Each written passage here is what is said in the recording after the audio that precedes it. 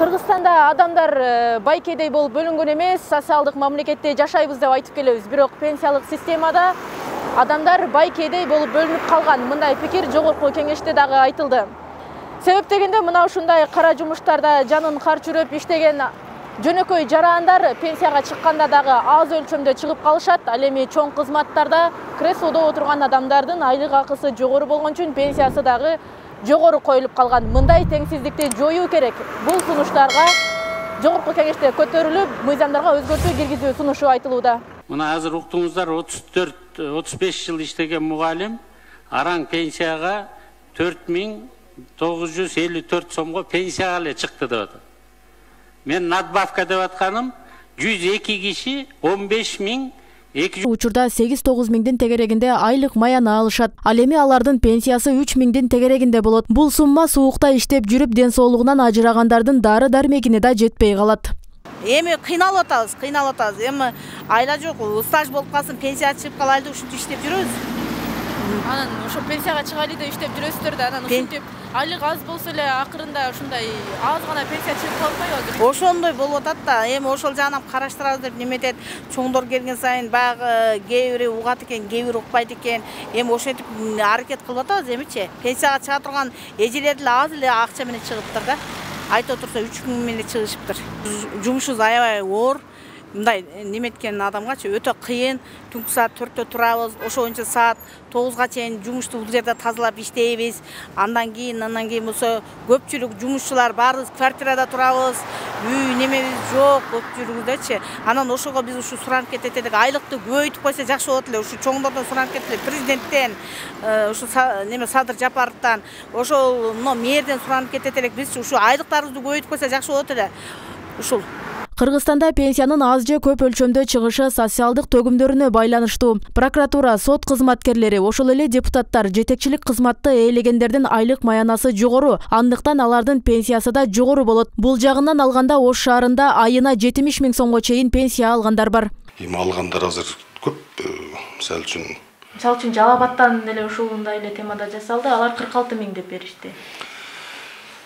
46 миң алгандар бизде деле бар, бизде андан да көп алгандар бар, эми атын атабайбыз.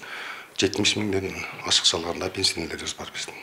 Алар ошол убагында убагында булар айлык акысынан төлөгөн, айлык акысынан баягы айлык акысы да жакшы болгон. Пенсияга чыккандан кийин азыр ушул күнгө чейин өздөрүнүн баягы жеке иш менен алектенгендиги боюнча отчет тапшырышат да, ошол тапшырылган отчеттун негизинде которулган акчалардан жыл сайын жыл бүткөндө пенсиясына кайра эсептөө болуп кошулуп турат.